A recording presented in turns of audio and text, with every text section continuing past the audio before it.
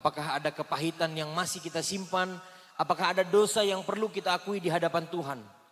Datanglah kepada Tuhan dan mintalah pengampunan. Kalau kita menganggap dan membuat stigma kepada orang lain, itu juga bentuk dari pembalasan.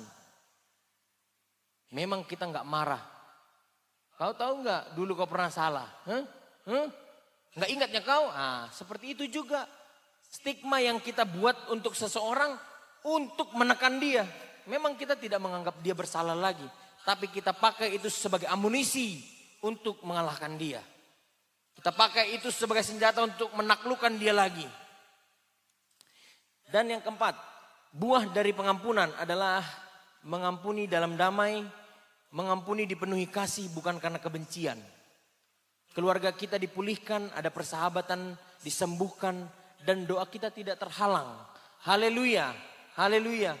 Jangan sampai kita berdoa, tapi Tuhan tidak jawab karena ada doa yang terhambat. Markus 11 ayat 25, saudara-saudara, sebelum kita melakukan perjamuan kudus, tetapi ada dosa orang lain yang kita simpan, yang kita anggap sebagai syarat untuk marah kepada dia.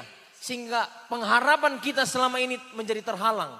Markus 11 ayat 25.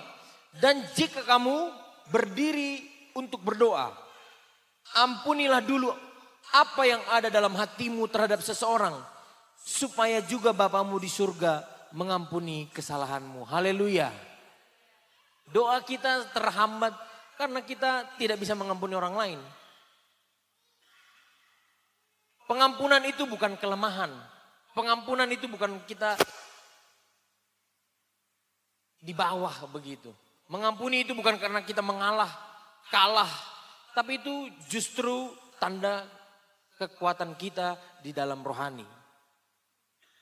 Maka oleh karenanya saudara-saudara, hari ini kita akan dipanggil untuk memeriksa hati kita.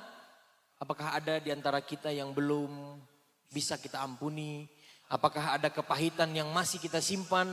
Apakah ada dosa yang perlu kita akui di hadapan Tuhan? Datanglah kepada Tuhan dan mintalah pengampunan. Dan berilah pengampunan kepada mereka. Kepada orang yang perlu mendapatkan pengampunan itu. Karena hanya dengan begitu kasih Tuhan begitu nyata. Bukan hanya di bibir saja. Saya beribu-ribu kali berdoa, Bapa kami di surga, ampunilah kami seperti kami mengampuni orang bersalah. Jangan-jangan kita juga tidak hafal dengan doa Bapa kami ini. Sehingga selalu kita ucapkan doa Bapa kami dicatat di sana.